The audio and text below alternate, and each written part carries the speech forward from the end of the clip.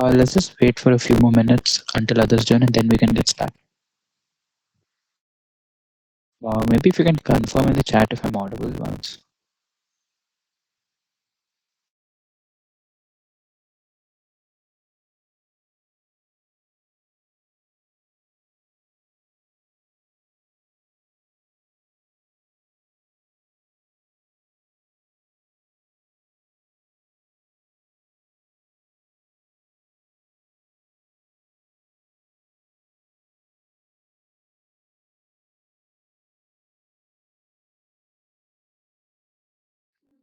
Yeah, I think we can get started in the interest of time. So, good evening, everyone, and welcome to Week Well, the last week live session for the course Deep Learning for Computer Vision. There is also an extra session this Thursday. I hope you all got an email notification regarding the same. So the extra session on Thursday, it will basically cover all the topics from all the weeks. So we can just go through a brief overview about different methods and how we progressed in the field from the start to the end. But today's week we discuss about the language models, the vision language models like Clip model, Blip, and Blip 2. We also talk about like contrastive models, so which are also like self-supervised learning models. Before that, a brief recap. I think up till now, everyone is familiar with what we started with. I've been discussing it over and over in every session. So we started off with the basic traditional algorithms, then we moved to CNN algorithms. We also went to complicated tasks like detection and segmentation. Then we went to even complicated tasks which involve sequences like visual question and answering or image captioning. And then we moved over to another set of algorithms which can solve the same vision task as transformer based architectures, where we saw vision and transformers like BIT, then a Swin transformer. And then we also moved into another set of class of algorithms called generative algorithms, which is different from the algorithms which we studied till now, which we studied earlier, which were discriminative. The difference was that in discriminative algorithms, you don't really model the underlying distribution of the input data. You just want to map a function from input to output. The output will be labels or whatever it is. You just want to function a map from input to output. That is discriminative. In generative, like the name suggests, we want to first learn the underlying input data distribution, and then based on that, you try to generate newer samples which were not seen previously in the input data. And in the generative space, we saw very interesting algorithms like variational autoencoders, GANs, then diffusion models. And last week, we even tried to implement an entire diffusion model from scratch, the DDPM model. And we also talked about how or what are the different ways in diffusion models are better compared to the other generative algorithms. And we also saw what is a loss formulation. While the loss formulation, the pipeline, and the inference is simple to implement, but to understand how we reach to that particular loss function, that is a bit of math intensive. And I hope you all watched the lectures and everything.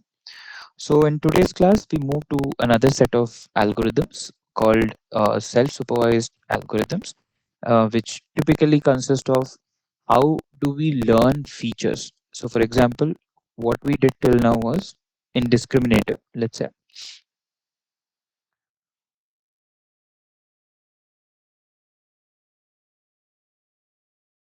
In discriminative models, what did we do? We said, okay, I had an input X, which is sent to my model, let's say CNN, and then I have my output Y.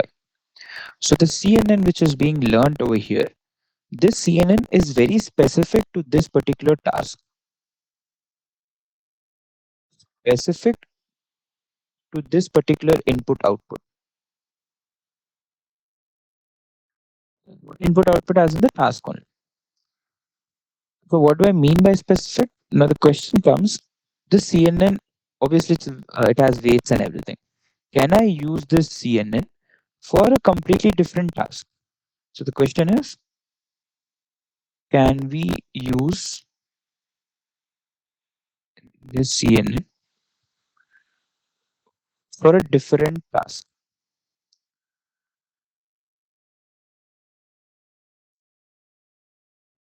Now, let me give you examples of what I mean by these tasks. Let me make it more clear. Let's call this T1, task 1. Let's call this task. So, keep things simple. Task 1, I learned a binary classification.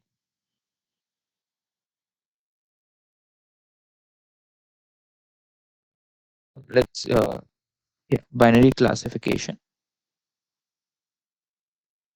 of cats and dogs.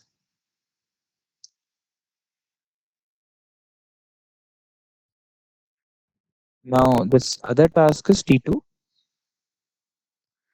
Let's say again want to do a binary classification.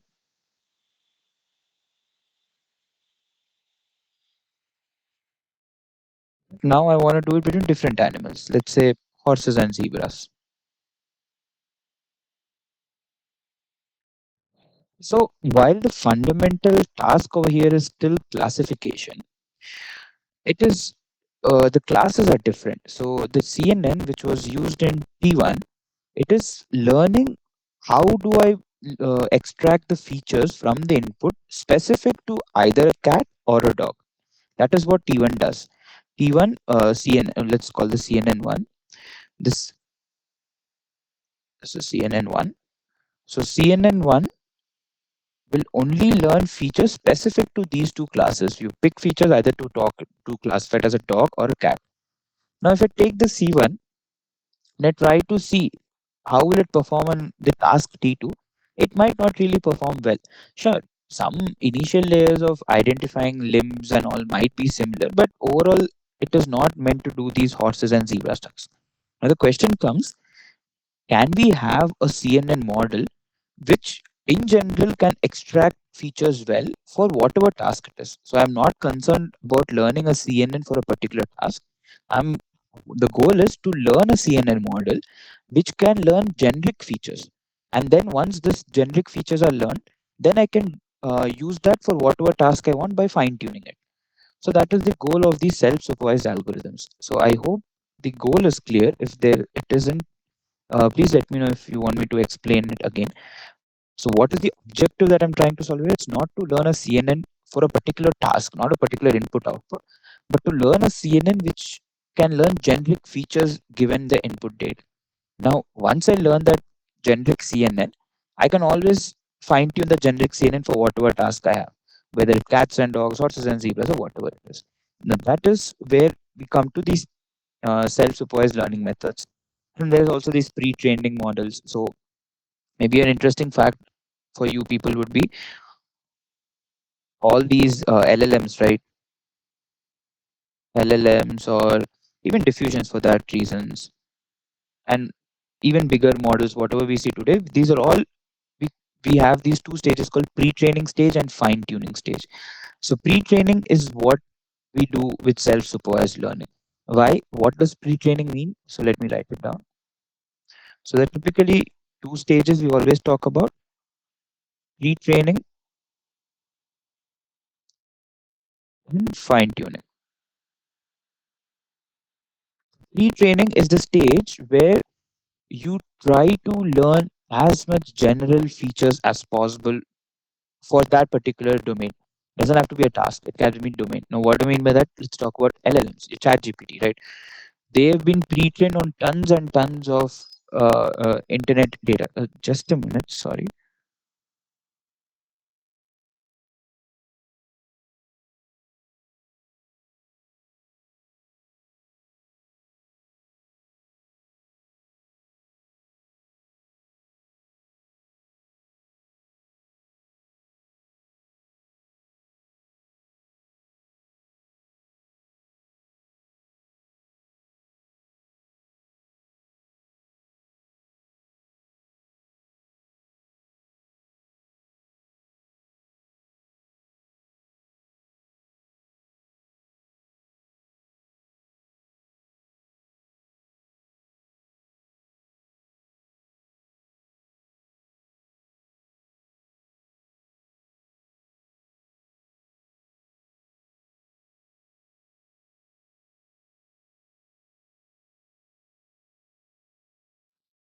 Sorry for that.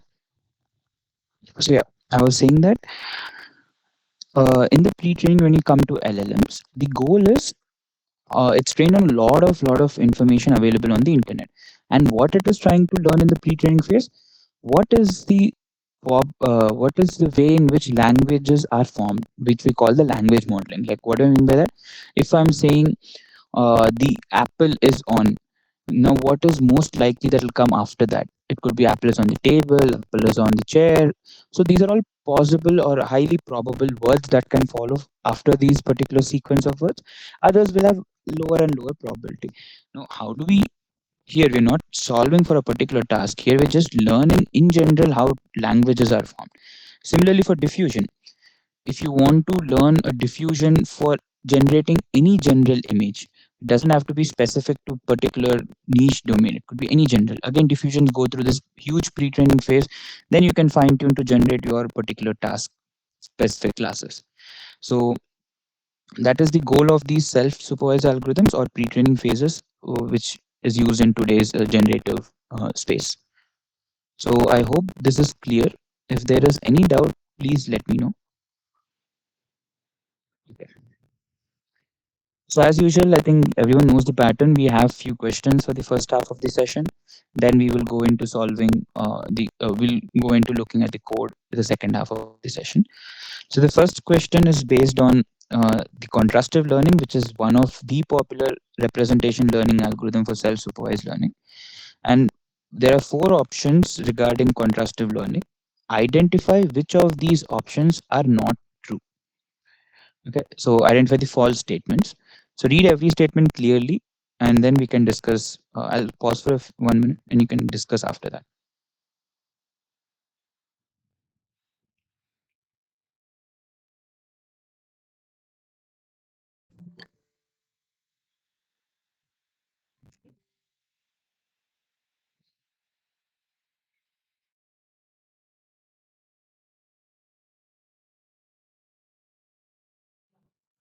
Try to attempt and guess what potential answer could be. It's okay if it's wrong. At least you know where your thinking is going wrong.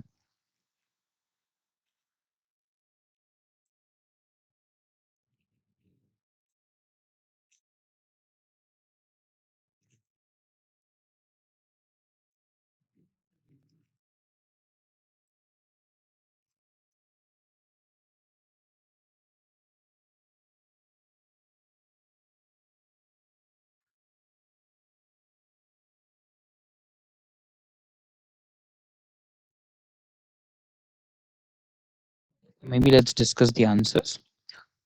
So firstly, let's try to understand what is contrastive learning, and then we can go into identifying what are the false statements in this. So someone has answered D. So the correct answers are both B and D.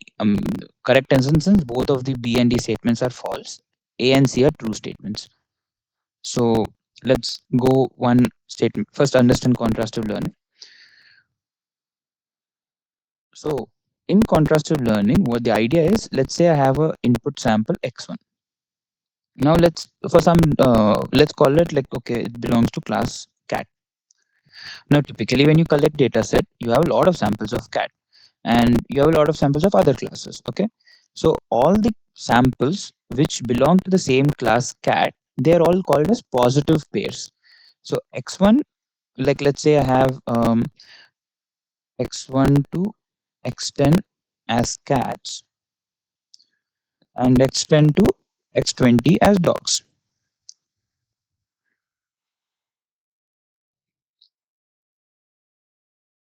Now we would ideally want the contrastive learning to create a lot of positive pairs and a lot of negative pairs. Positive pair is when it is looking at the same augmented version of its own particular image. Now, x1, how can it augment it? Like, for example, this is an image of a cat. Okay, just writing it cat, just imagine the animal over there, and we can augment it in different ways, like slightly rotate it or slightly translate it, or you can crop a little bit. All of these are different versions of the same input image. In contrastive learning, all these augmentations which you create of the original input x, those are all positive pairs. And ideally, what we want, because it belongs to the same sample, same class, right? We ideally would want, so I- uh, so I think one small thing in typical supervised learning, self-supervised learning, we don't have labels. So here we should not call them as cats and dogs. So let's say we don't have any labels, we just have the inputs x1 to x3. Then how can you create positive samples? So then we do augmentation one, a1. We create, I'm calling it xa1. We do augmentation 2, a2. We call it x1, a2. Similarly, we keep on doing. Let's say I'm doing 5 augmentations with x1, a1.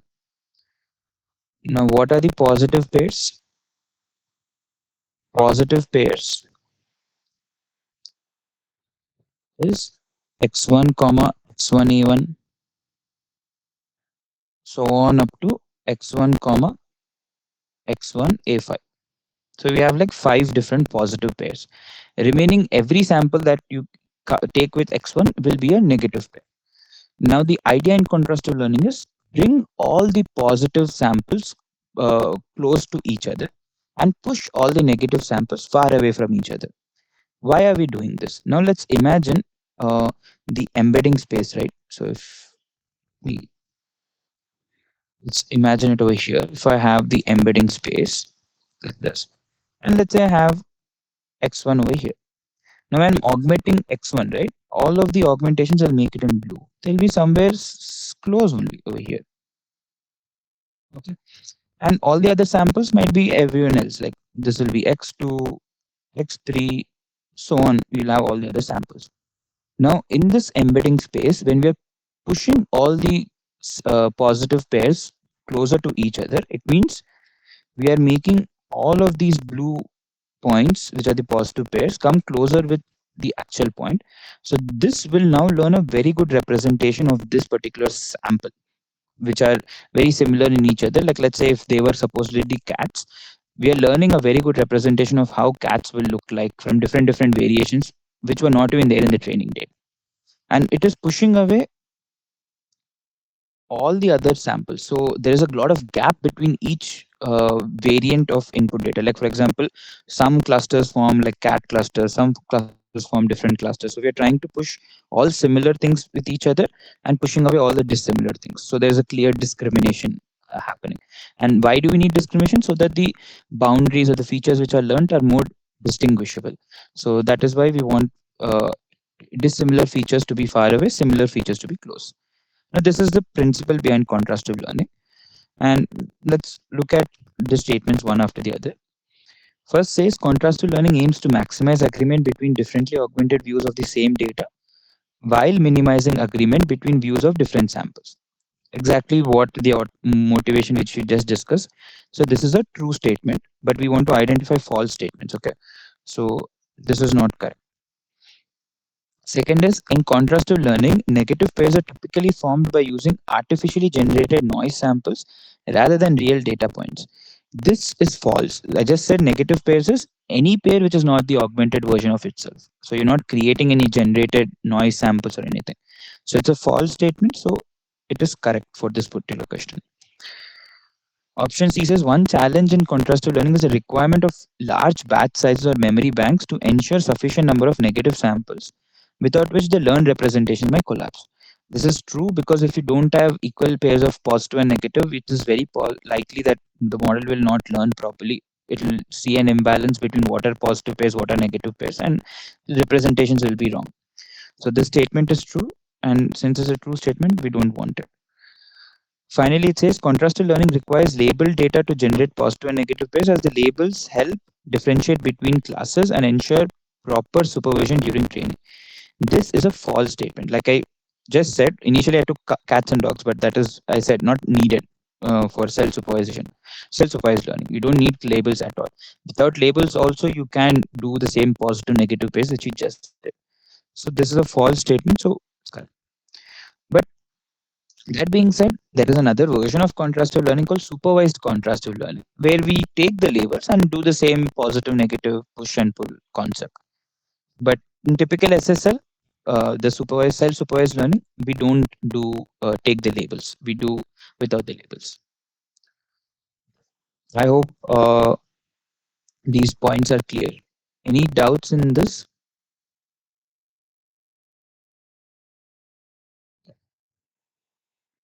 Let's move to the next question. Again, based on self-supervised learning, a different uh, augmentation-based tasks, which are called pretext tasks. So one method, what we just saw for self-supervised learning, is contrastive learning, where we push and pull the features. Another way to do self-supervised learning is pretext tasks. And what are these pretext tasks? It could be something like jigsaw puzzle, rotation prediction, colorization. I hope you watched the lectures. These are defined clearly. So assuming that you watched it, try to attempt this question. So based on these pretext tasks, you have to identify out of these four statements which are not. So I'll pause again for a minute. Try to read each statement properly and try to guess what are the false statements regarding the pretext task and augmentation.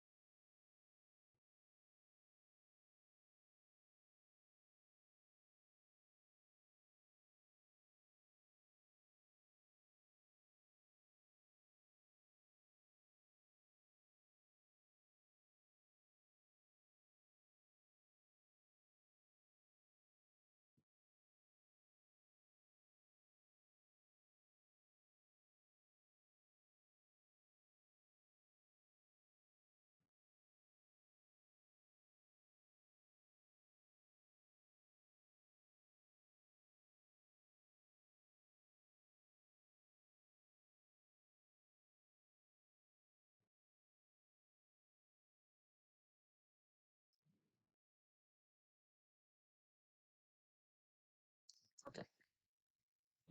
Let me discuss.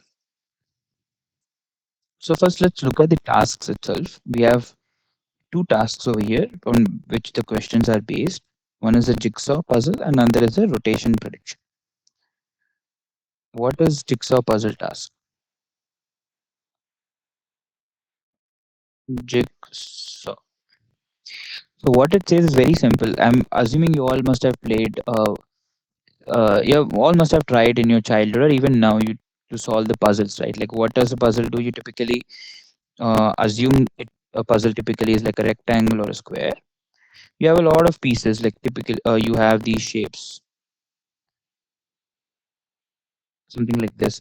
So like these, you'll have a lot of shapes in random order, and then you want to um, figure out which particular pieces go together, and then you create an entire picture. And that picture you usually have like you have a reference image. You have a reference image of what that picture should look like, based on which you complete this jigsaw puzzle. It's exactly similar to the game which we all played. And here, instead of having these pieces, we create these pieces. So how do we do that? So let's say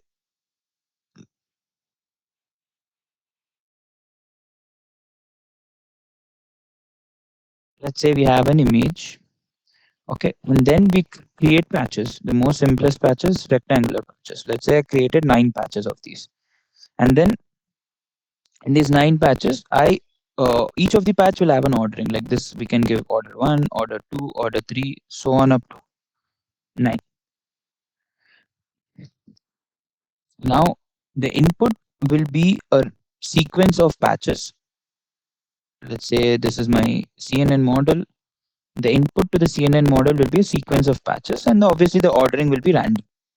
Let's say for simplicity, 9, 8, not yeah, 8, 6, so on up to 3, all random order. CNN should identify what is the correct order in which these patches should be placed so that it will complete the entire picture. That is the jigsaw puzzle task. So it's very simple task. Take a image, create a patches, create the random ordering of these patches, send this as an input, and this model CNN model should identify what is the original ordering. And you know what is the original ordering because you created the patches, so you know what should be the actual ordering. So you also have the ground truth label. You also have the initial sequence ordering, which is random. So based on this simple, it's like a classification type of task. Here the prediction will be basically the ordering, actual ordering of the input sequence of patches. So why do we do this? We are doing this so that the model will learn, okay, where should each patch be placed so that the overall picture makes sense. So it is learning a lot of global relationships between the patches. It's not like it is trying to look at minute details. It is trying to understand where to place each part so that the overall image makes sense. So you can think of it understanding the global view of that image. Now let's come to, okay, maybe let's try to answer first the questions based on Jigsaw since we already discussed. First is based on that. The Jigsaw puzzle task involves dividing an image into multiple patches and shuffling them, and the model is trained to predict the correct arrangements of the patches, encouraging spatial relation reasoning in visual representation. This is true. So it's not a false statement. So uh, in our case, sorry, we don't want this because it's a true statement. Next, the last okay, C is pretext tasks like jigsaw and rotation are designed to improve performance on image classification but are generally ineffective when transferred to tasks like object detection or segmentation. This is wrong. The entire goal of self supervised learning is to learn generic features that can be transferred to any task. That's what I started off today's session with. Goal of self supervised learning is to learn generic features which can be translated to any task. Doesn't have to be classification, could be detection, segmentation, tracking, whatever it is. These are generic features that are being learned. So that is why the option C is a false statement and it is correct for us. The last one says the jigsaw task is considered to be invariant to local structure distortions, making it effective in preserving fine grained details of the image, even when patches are shuffled and reassembled. This is slightly wrong because, firstly, it is not preserving fine grained details of the image. Like I said, it's looking at a global view of the image. It doesn't care about the local patches information invariance and all. It is looking at how to place this patch in relative to the global image. So option D is wrong, false statement. So that is what we want. Now let's go to orientation task. Sorry, not orientation, rotation prediction task. Before that, is there any doubt in jigsaw puzzle? Okay, if jigsaw puzzle is clear, then let's go to rotation prediction.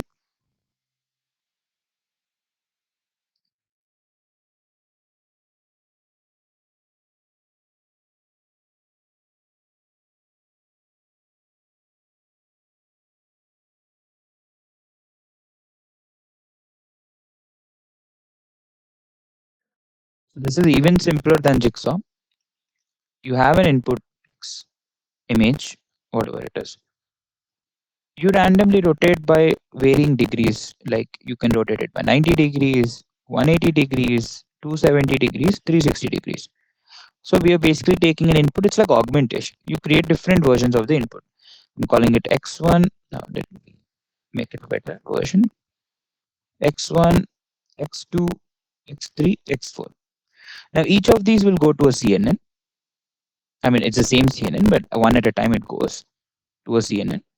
And then the goal of the CNN is to predict what is the orientation of this input image X, input image that is coming. So it should predict ideally, the prediction should be this should be 90 degrees. This will predict as 270 degrees. This should predict as, oh, sorry, my bad. This should be 180 degrees. This should be 270. And finally, it should be 360. So it's as simple as that. You take the original input image, rotate it by some degrees. The CNN during its self-supervised learning, will try to predict, okay, what should be the actual orientation. If you reverse it, this will look like an actual image. So that is what the idea over here is. Now, based on that, let's look at option B. It says rotation prediction as an augmentation teaches the model to recognize object orientation by rotating the image randomly by 0, 90, 180, 270 and training the model to predict the rotation angle, which leads to learning orientation invariant features, which is exactly what we just discussed. So option B is true statement. So we don't want this. So finally, the false statements are C and D, and we just discussed why it is. So, any doubts in this problem? Anything that is unclear or you want me to repeat? Okay, great.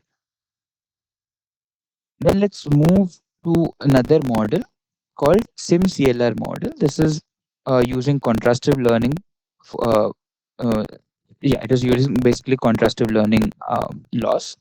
So in SimCLR, we have the choice of data augmentation is very critical in learning robust representations. So which of the contrastive learning? So it is, you remember the contrastive learning idea, right? Push and pull. So to do the push and pull, you need positive and negative pairs. And how do we get positive pairs? We do augmentation. That's what we just discussed. Now this question is based on that augmentation strategy. So we have four options. Try to identify the true statements in these four options. We'll pause for a quick minute.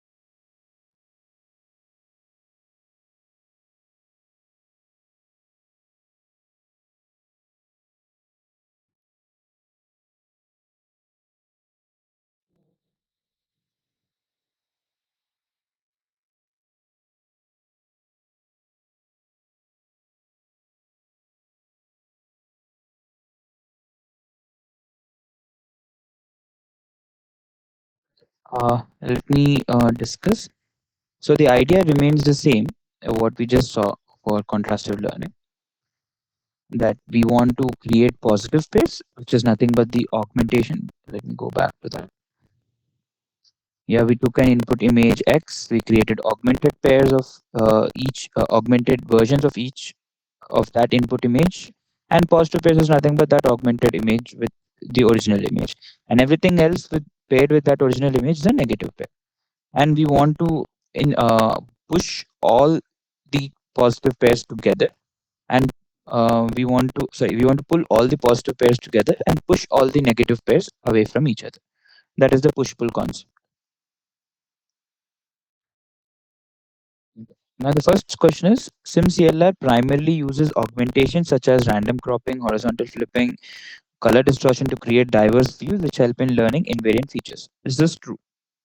Which I just discussed. It's just based on augmentation. You try to create different views so that you create better and better features. Second says the use of stronger augmentation such as heavy blurring and noise injection in SimCLR is beneficial for all downstream tasks as it increases variety of training samples and ensures robust representations. Now, what do you think this is? Like, take any guess. Do you think this can be true or false? I just told that augmentation is helpful, but here we are saying strong augmentations like heavy blurring and noise injection. So what is the idea of augmentation? We want to look at the same image from different angles so that the model will not just learn one angle features, not angle in the sense like different views. One view features, it will also learn slightly different views also. Now, what do you think with that motivation? If I use very strong augmentations, the image itself will be very distorted. Now, can we learn features in helpful features in such heavy distortions? So this is false. You really can't learn because once you make, yeah, exactly. It might not be helpful because once you make heavy blurring or noise injections, right, you are taking away the semantic meaning from that still image. Now, once that is gone, there's no point of having similar features at all, right? So that is why augmentations are helpful, but not very strong augmentations. So option B is wrong.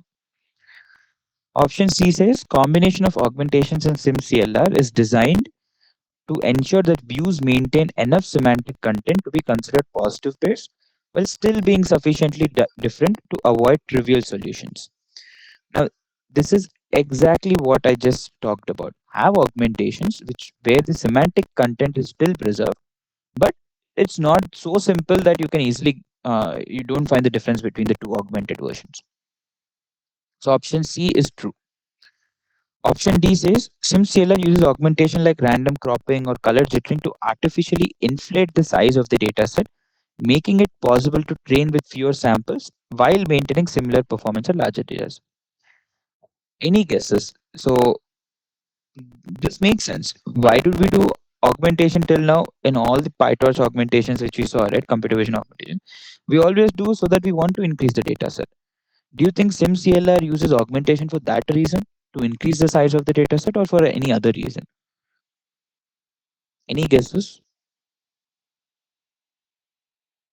So while typically augmentation is used for increasing the size of the data set, what is the use of augmentation in SimCLR? Yeah. So, like I said, augmentations is not to increase the size of the data set over here. It is just to look at a different view of the image so that you can learn helpful features or better features. So it is not the objective is not to increase the size of the data set. So option D is also false. Correct answers is option A and option C. Okay. I'll move to the next question. If there are doubts, please let me know. Coming to same SimCLR only, let's solve a simple numerical. Let's say we have a batch containing 512 images. Now I'm saying each image generates two augmented views. Okay. Assuming each augmented view has exactly one positive pair, calculate the total number of positive pairs and negative pairs in the batch. It's a very simple question. Firstly, I'm saying each batch contains 512. Now each image generates two augmented views. Okay. And we are saying that each augmented view has only one positive pair. Now the question is how many total positive and negative pairs are there in the batch?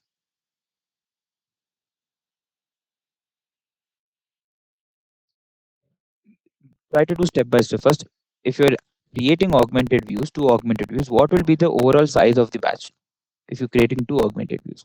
So once you create the overall batch size, then you just quickly identify what is a positive pair in that entire batch, and remaining all will be negative pairs. Then you calculate total positive and negative pairs. Let me pause. Try to attempt it. We can discuss the answer in a minute.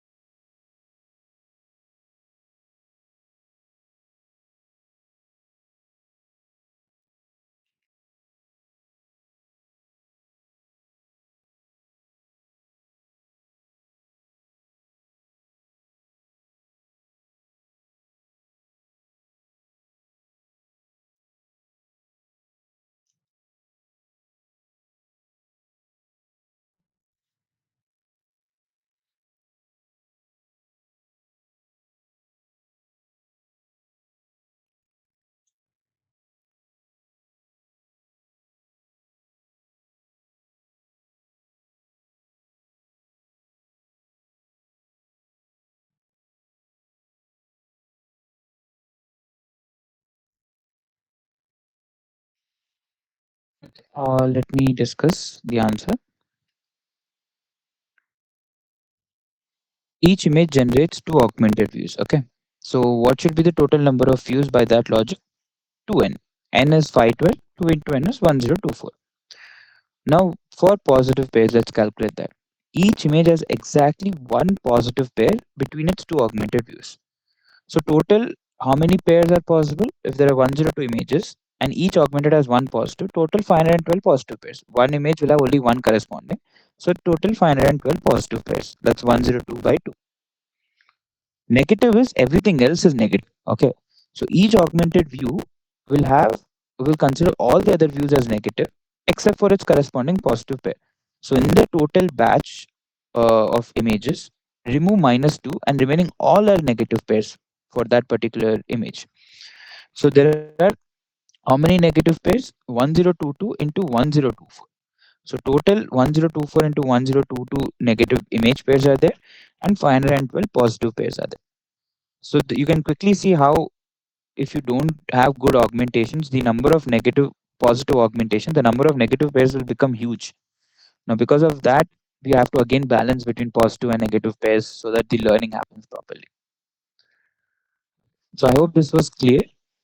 I'll move ahead in the interest of time. Please let me know if there are any doubts in the question. Now let's move to another set of algorithms called vision language models, or VLMs. So here, up till now, we saw self-supervised learning where we just want to learn based on the input data, no labels whatsoever. And we also saw previously, we saw how we can generate answers as an output given a particular image, like image captioning. Given an image, you can generate answers as an output. Then we also saw a VQA task where you are given an image and a question. You had a separate image encoder, questioning for question, you had a text encoder, and then you try to solve. Now, in the similar view of where you have two modalities, image and text, there is a entire family of algorithms called vision language models. As the name suggests, there are two modalities: vision, which is images, language, which is text. In these vision language model space, Clip was in fact one of the most fundamental and popular algorithm. Then there came Blip 2, SIGLIP, and now we have another set of algorithms like Lava, Quen Vision Language, etc., etc. But Clip was foundationally, I think, probably one of the bigger vision language models, bigger in terms like the number of parameters and the task at which it could solve, the robustness at which it could be used as without even fine tuning anymore as a zero shot, if you can use it, how well it was being used. Clip was one of the foundational models in that aspect. So this particular question is based on the Clip model, and it says that Clip has demonstrated strong zero shot performance on a variety of tasks. So maybe let me give you an understanding of what is zero shot performing. So typically, like I said, any language model, like this is also vision language, like any language model or VLMs for that reason, there are two stages: pre-training and fine-tuning, which I just told. So pre-training is usually done with a lot of data, like magnitudes and GBs of TBs of data in fact. Okay. So once you finish your pre-training, then you evaluate that pre-trained model on a bunch of tasks. That is the zero shot performance. So evaluation done right after your pre-training corresponds to zero shot performance. Now, how can you even further improve this performance? You fine tune this model on some data set, small data set, doesn't have to be very big, because pre-training is already giving you very good head start. So you take a small data set for your task, you fine tune this pre-trained model on that data set, and then whatever you give, that is usually called downstream performance, or you can call it fine tuning performance also. I mean, there's no specific name like zero shot, but these are different terms in which you can call it. But I hope you understand the idea of what is the difference between a zero shot and what after you do fine tuning and get the accurate performance.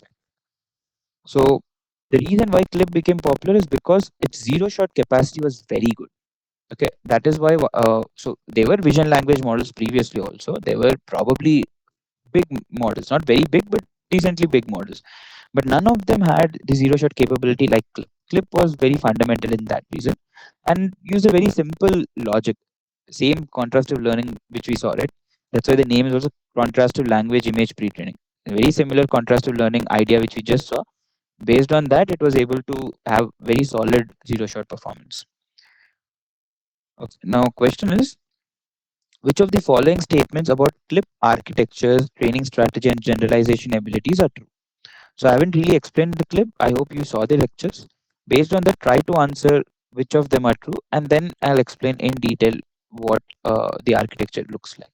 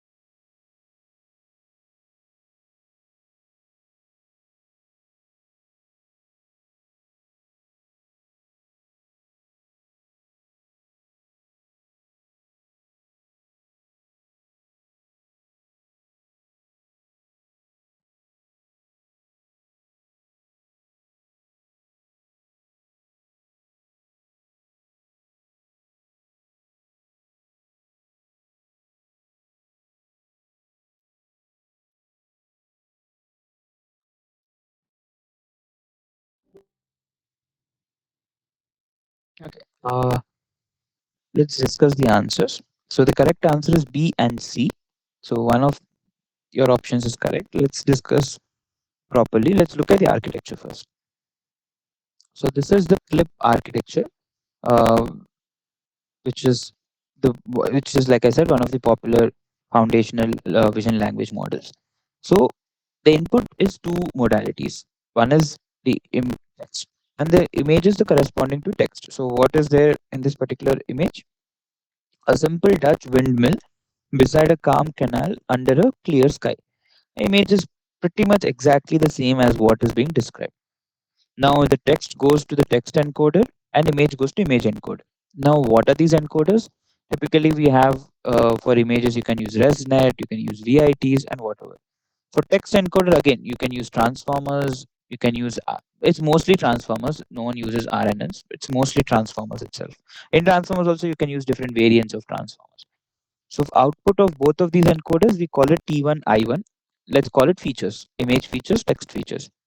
Now we have created these text image pairs, like image text pairs, a lot of these for the entire data set, and you create this matrix. So all the diagonal elements will be positive pairs. All the non-diagonal elements will be negative pairs, right? Because I1 T1 are coming from the same input example, that corresponding text with the corresponding image. So those will be related with each other.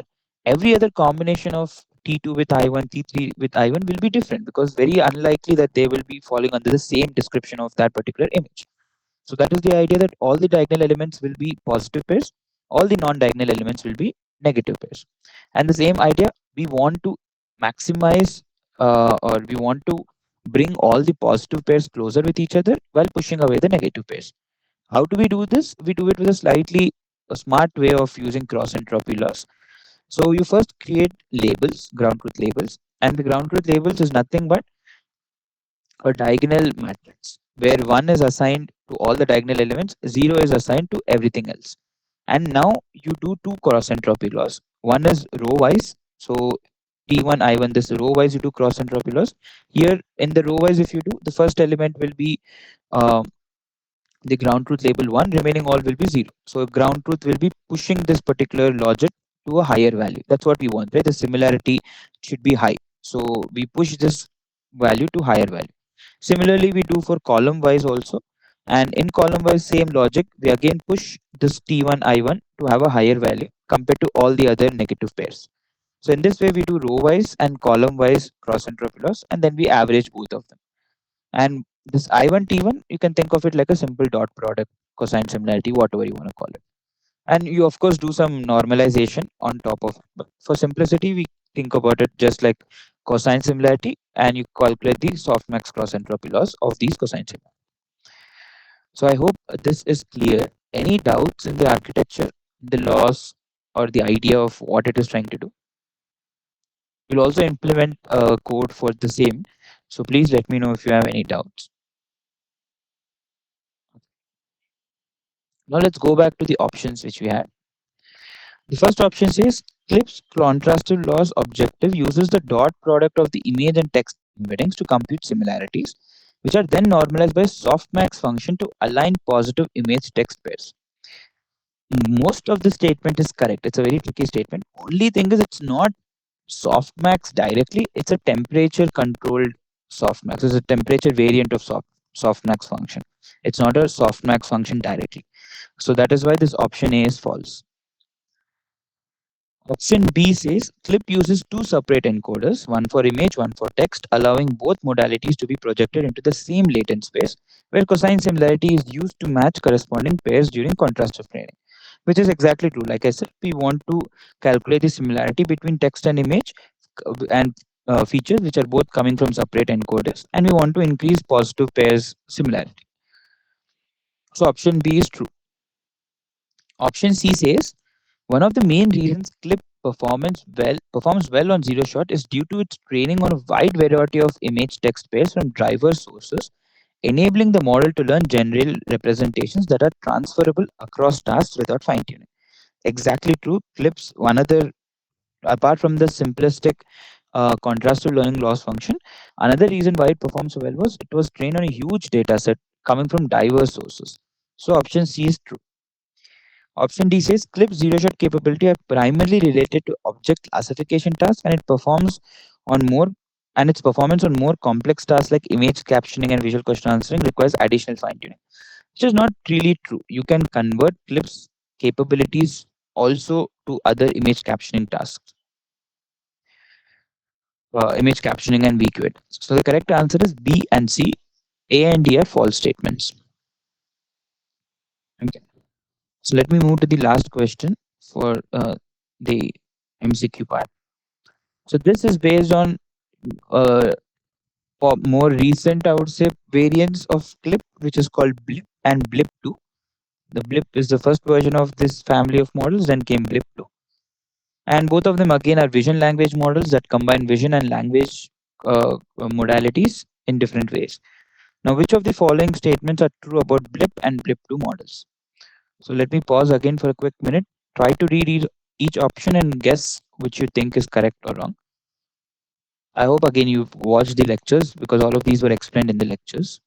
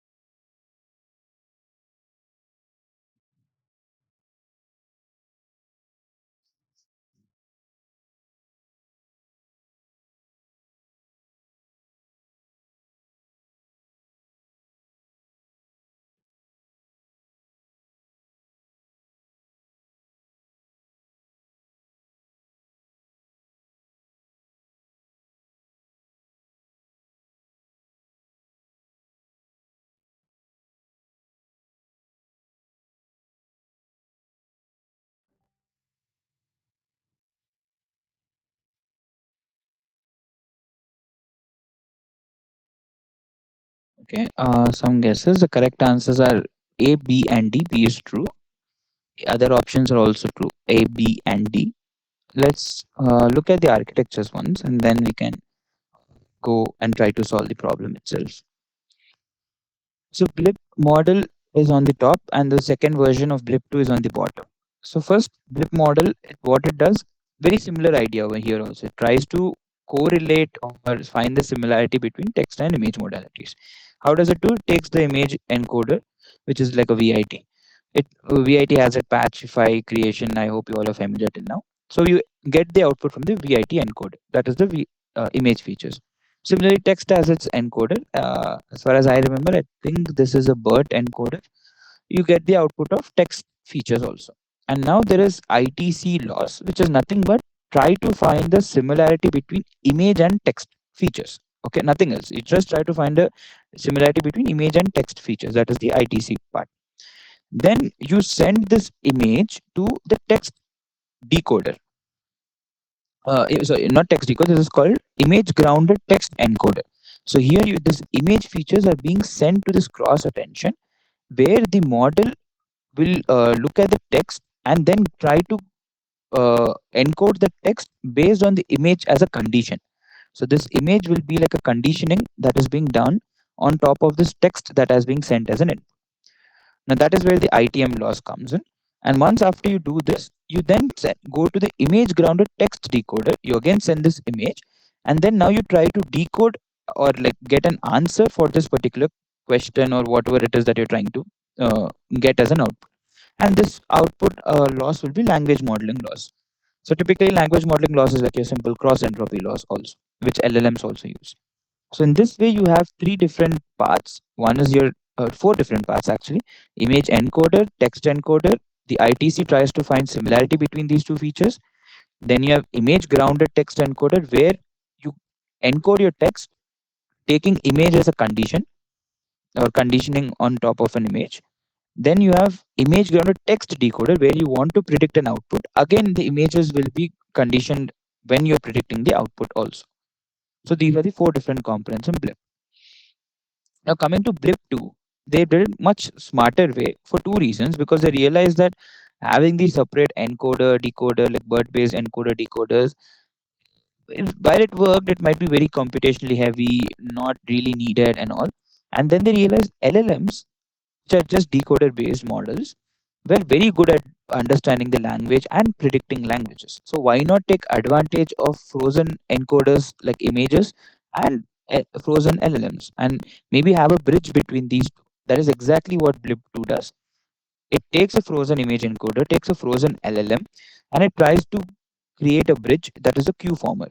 The Q former kind of forms a bridge between the image features and the LLM features, and then you do all your generative learning tasks, which you can do like predicting image captioning, visual question answering, all of those things are possible. So in Q former, again, there are three different components, like based on the mask you have for each of them, different losses are there. You can look into the lecture videos, but this is a broad overview idea. This is enough for you to answer the question, so that's why I just kept it simple. Blip and blip 2 model. Okay, let's go back to the question. The first says blip uses a vision language contrastive learning object to align image and text representations in shared latent space similar to clip, but it also incorporates a captioning objective for better language generation. True, that is what we just saw, that it uses contrastive loss, the similarity, that is the first ITC loss. Then it also has another components for generating languages, that is the image conditioning, text encoder and decoder. So option A is true. Option B says Blip2 introduces a two-stage training process where first stage uses a frozen image encoder and the second stage fine-tunes both the image and language encoders to reduce computation and data inefficiency. So that is true. We are using a frozen image encoder and fine tune for both image and language encoders. That is what the Q former, along with the fine tuning stage, does in the second stage to make it more adaptable for this particular task. Option C says both Blip and Blip2 models rely heavily on manually annotated large scale image text dataset for pre-training, as they're not capable of leveraging noisy web data, which is false. Just like how Clip was trained on a lot of internet noisy data, web data, Blip and Blip2 are also capable of doing that. Option D says Blip2 builds on Blip architecture by incorporating a Q former, which enables a better fusion of image and text features for both generative and discriminative tasks. Exactly like I showed in the figure, idea remains the same. It's just that instead of using different encoders and all, Blip2 just comes up with one image encoder and one LL. That's it. So Blip2 definitely builds on the idea of Blip architecture. So the correct answer is A, B, and D. Okay. Any doubts in any of the questions we discussed today? If not, then to uh, we can go to the code walkthrough.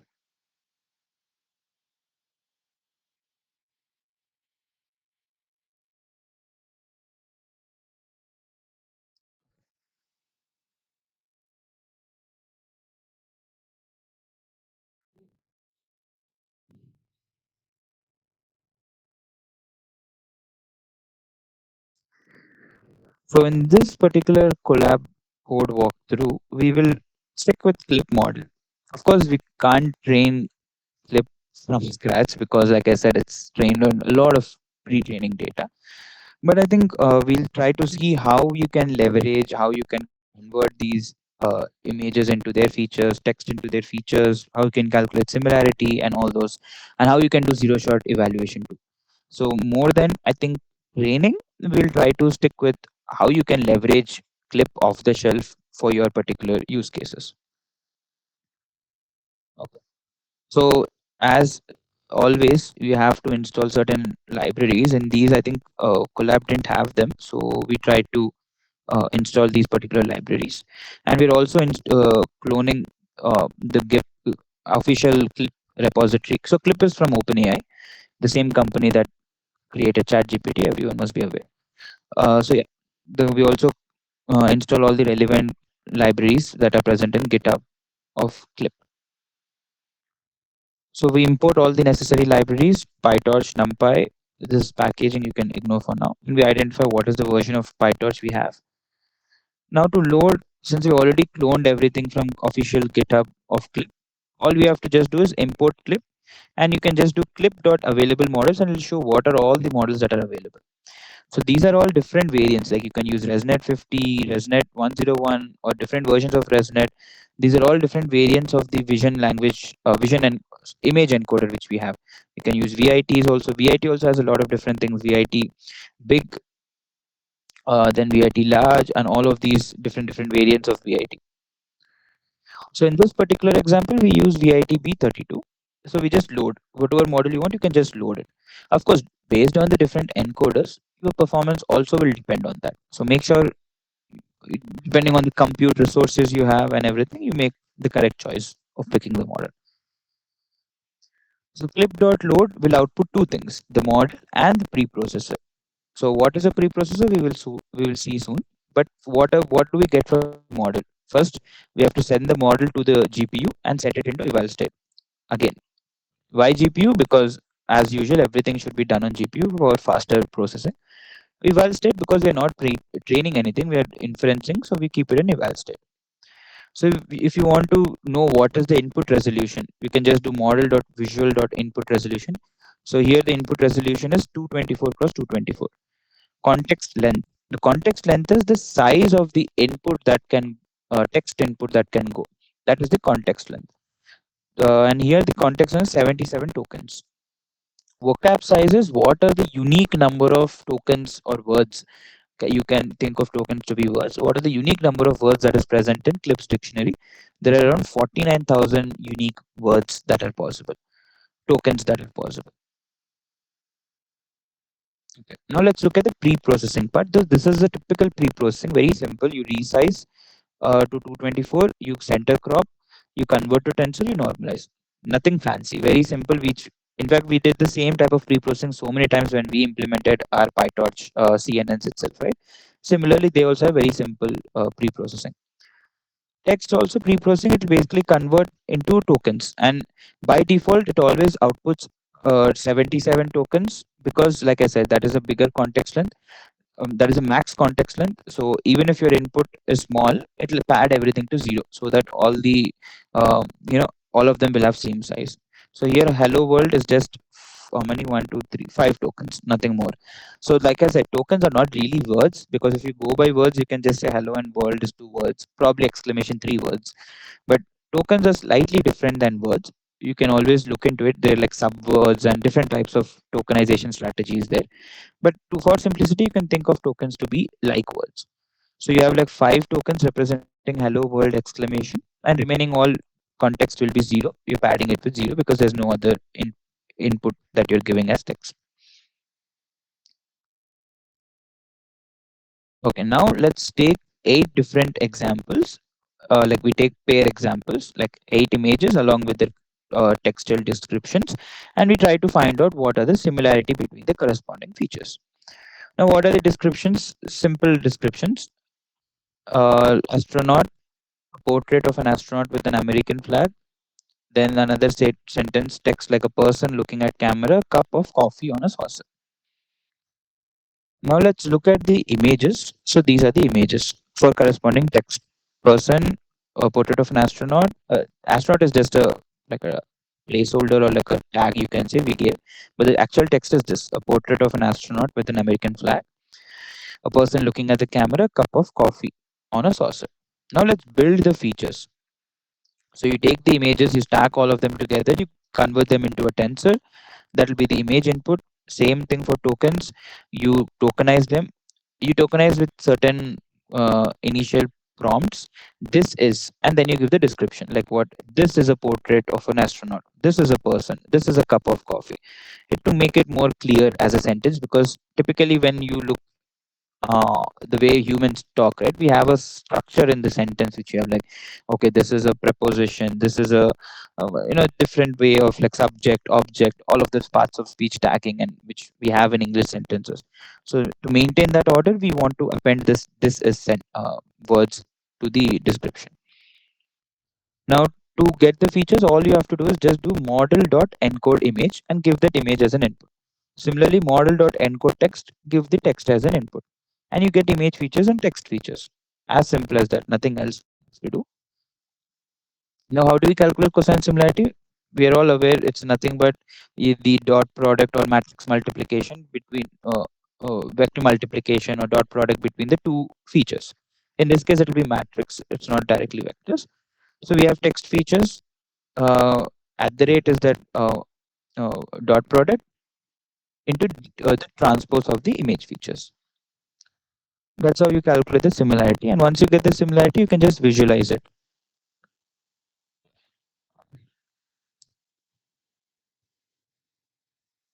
It's not very clear. Yeah. So you can see this is the portrait of an American flag, and that has the highest with that particular text. Remaining is smaller. Similarly, for a person looking at a camera on a tripod, while this is high, the since they're saying what is the sentence? A person looking at a camera on a tripod. So you can see why the first particular image also got a little bit higher similarity, because up until the tripod, it is still matching. A person looking at a camera. This is still a person looking at a camera. The only thing that changes the tripod word. So that is why that last word gave a little bit of more similarity, but other words are also similar to the first. So that is why you can see, okay, these both are not that wrong. Whereas for the first one, it's a portrait of an astronaut with an American flag. It has no similarity to the person standing or looking at a camera.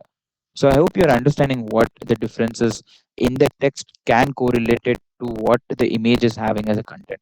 This is what clip is learned. That is what each word corresponds to certain semantic meaning in the image, and that is what is forming the similarity. And all of this is again done on the basic idea of contrastive learning. Similar features pulled together, dissimilar negative pairs push from far away from each other. Now, similarly, if you look a cup of a coffee on a saucer, the first two will have low values because there's nothing about cup related to it, and the last one will have a high value. Okay. Now let's that was very simple. We had like few examples to check what was the similarity. Now let's do zero shot image classification. So what do I mean by how can we do image classification? Because till now I just said the output will be like image features, text features, you're calculating similarity. How will I do the classification task? So that is very interesting to see. So let's pick a data set. Let's say CFAR 100 data set we have. Now we create textual description for each class. So we create these. This is a photo of a like that we create for each of the 100 class. This is a photo of a dog. This is a photo of a cat. Word-wise output in this particular you mean the out like the similarity matrix which I just show you want word-wise if you can get similarity matrix.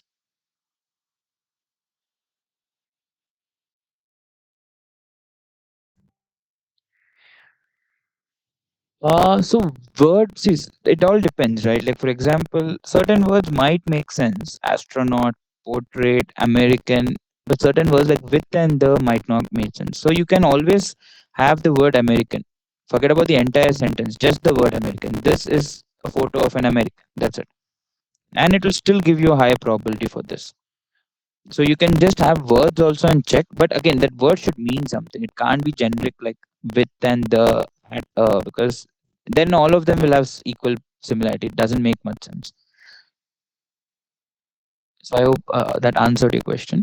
You can obviously have one word also. That's what we'll see later for classes how we can have that way. So here the classes are just one word. So you always append this is a photo of a class. Whatever that class is, you create these textual descriptions. And then you create the text tokens by tokenizing them. Now you calculate the text features for all the 100 classes. That is the text features, and you normalize them.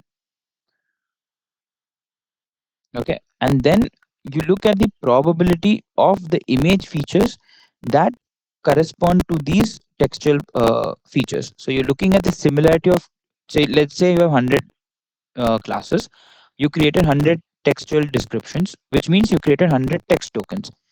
And then these text tokens will go to the text encoder and you get 100 text features. You add an image, you take your inference image, and now this inference image, you find what is it similar to the 100 text features, whichever it has the highest similarity, that will be the output class. So you understand how we went from getting just similarity to actually solving image classification problem. We created for each class a textual feature, and then we identified, given an input image feature, which of the 100 textual features are the closest, and that particular closest will have the highest similarity, and that's how you predict the output. So in this case, we picked top five probabilities, not just the first top highest similarity class. We picked top five. So let's see how it looks. So the first image which we saw, these are the classes in CFAR10. A man, boy, rocket, woman. These are all the different probabilities.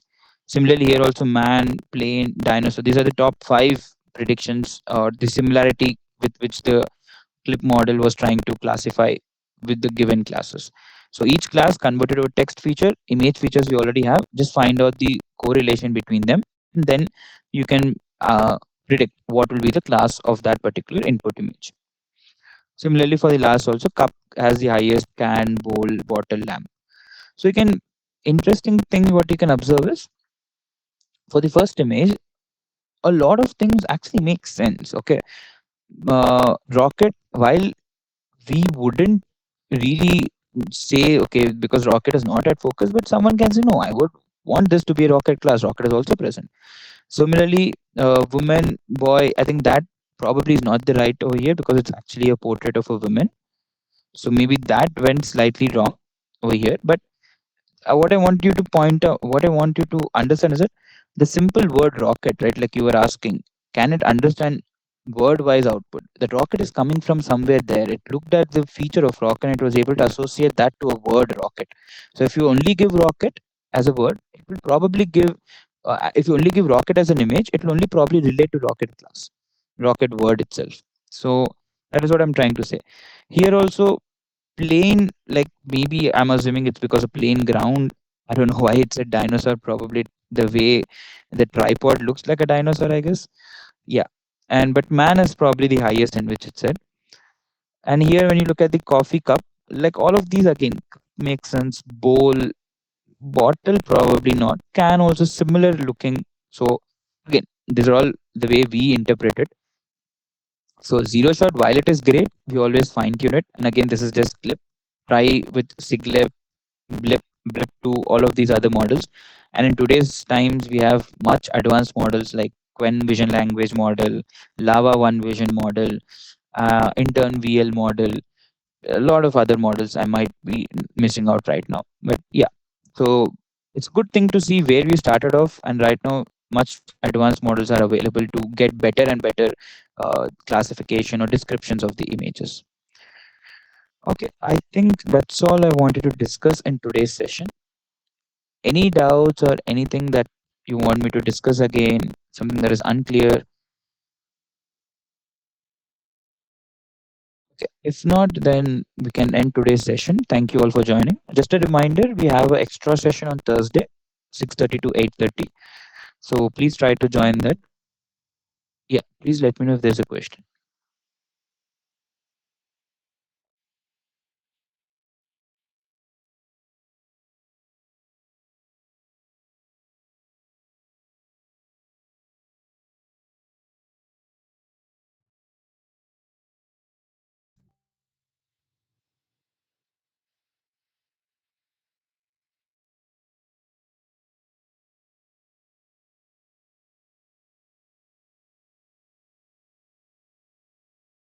You could run the NP files.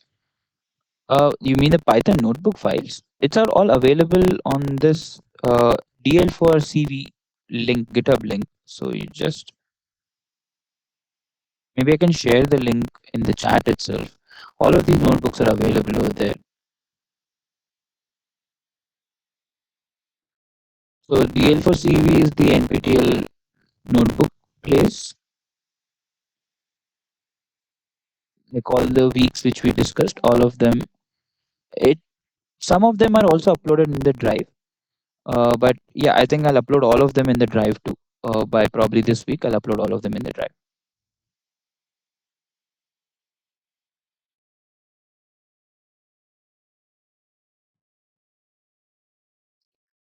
Okay. Yeah.